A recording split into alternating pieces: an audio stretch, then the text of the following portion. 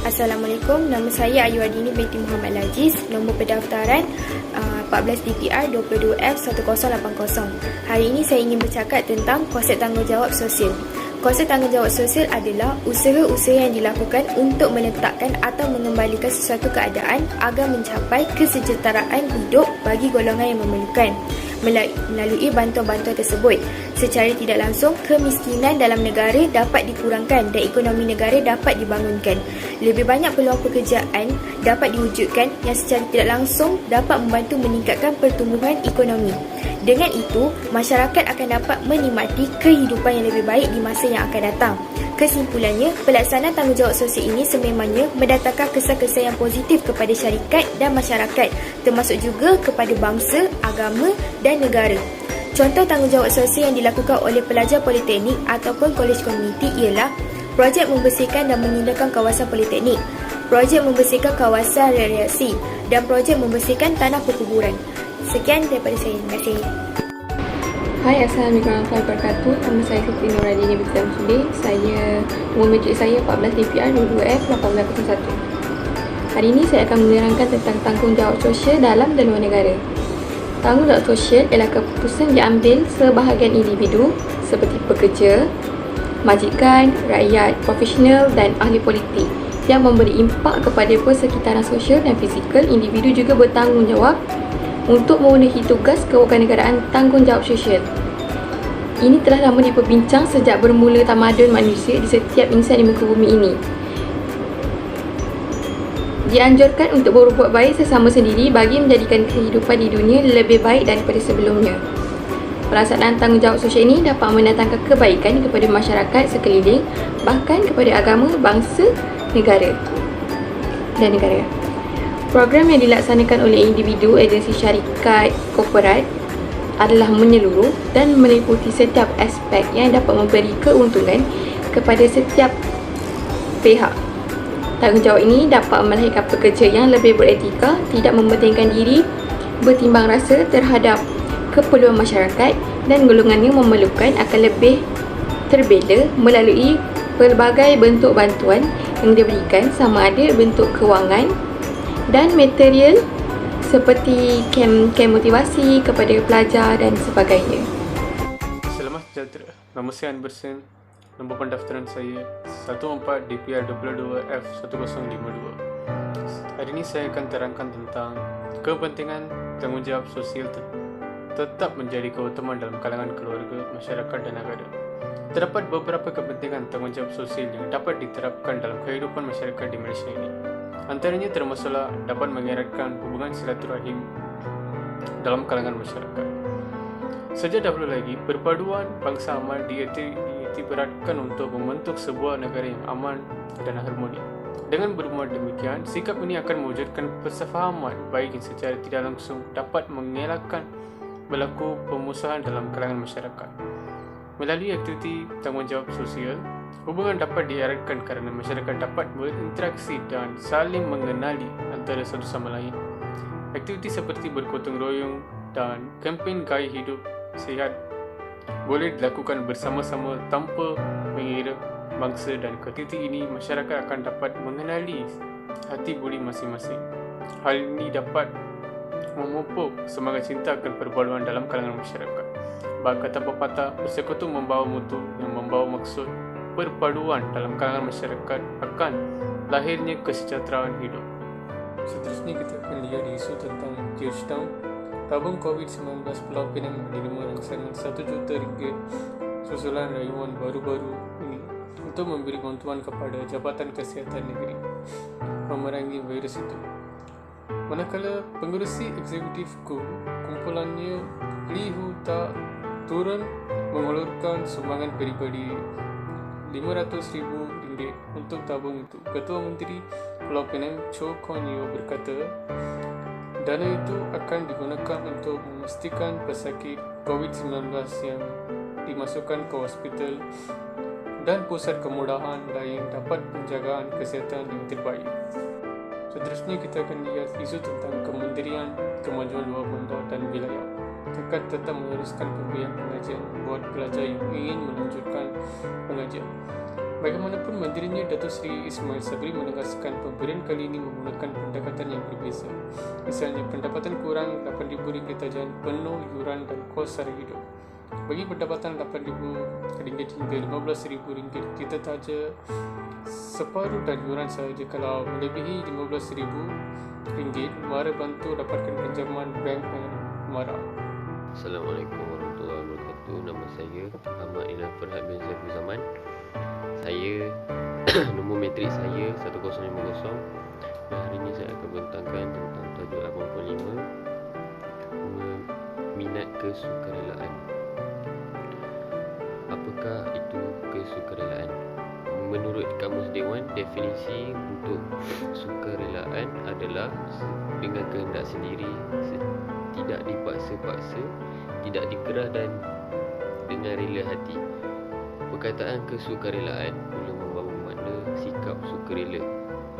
Berasaskan makna tersebut, kesukarelaan secara umumnya dapat dimaksudkan sebagai melakukan sesuatu dengan kehendak sendiri, tidak dipaksa atau dikerah, dengan niat yang ikhlas, dengan tidak mengharapkan apa-apa pulangan untuk diri sendiri. Islam memberikan petunjuk yang amat menggalakkan akan amalan kesukarelaan melalui ayat Al-Quran yang merujuk konsep fastabiqul khairat, iaitu berlumba-lumba untuk membuat kebaikan. Kesukarelaan menurut perspektif Islam, kesukarelaan adalah tanggungjawab dalam ajaran Islam. Kesukarelaan adalah amalan yang terpuji. Setiap orang yang terlibat dalam kerja-kerja dan program-program kesukarelaan adalah orang yang terpuji di sisi ajaran Islam. Kesukarelaan akan mendorong manusia untuk terus hidup secara bermasyarakat dan berkongsi ukhuwah serta kasih sayang. Hakikatnya, para sukarelawan adalah insan-insan berbudi dengan ikhlas kerana Allah SWT. Sebahagiannya tidak dikenali dan tidak ingin mencari publicity, bahkan menabuhkan jasa yang meninggalkan kesan abadi pada jiwa-jiwa manusia lain. Empat bahagian tanggungjawab manusia, iaitu tanggungjawab kepada Allah, tanggungjawab kepada diri sendiri, tanggungjawab kepada masyarakat dan tanggungjawab kepada alam sekitar. Manusia adalah khalifah Allah di atas muka bumi yang berperanan membangunkan muka bumi dengan mengikut syariat Allah SWT.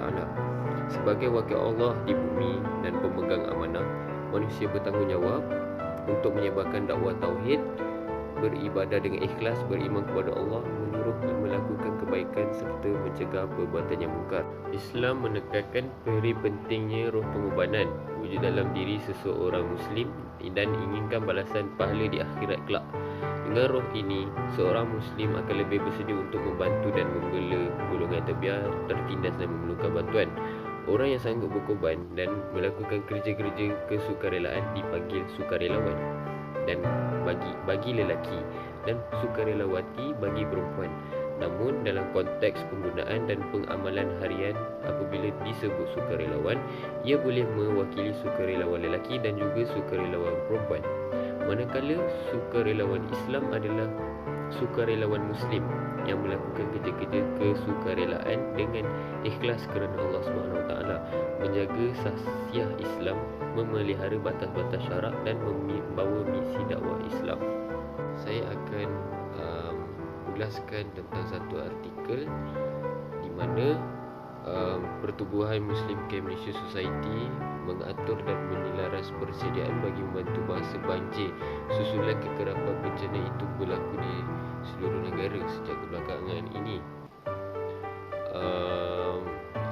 Presiden Muslim Camp Malaysia Zulkifli Waijan, beliau berkata pihaknya menyertai mesyuarat penyelesaian banjir Kedah bersama Yayasan Sultanah Bahiyah serta rakan strategi NGO yang lain. Yayasan Sultanah Bahiyah tidak asing lagi bagi Muslim Camp Malaysia dalam usaha sama membantu masyarakat yang ditimpa bencana, termasuk memberi latihan bencana banjir sebagai satu persediaan yang awal. Beliau berkata dalam bencana terbaru di Bukit Mertajam, baru-baru ini sukarelawan Muslim Camp Malaysia bertindak pantas menyampaikan bantuan kepada mangsa banjir di sekitar kawasan Masjid Jamek, Kampung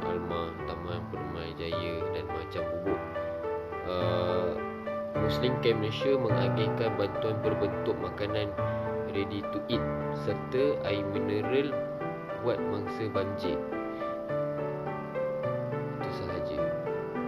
Sebagai penutup, saya akan selitkan satu ayat, iaitu anak muda merupakan cerminan nilai-nilai kehidupan dan perbuatan pemimpin yang akan memimpin negara di masa hadapan.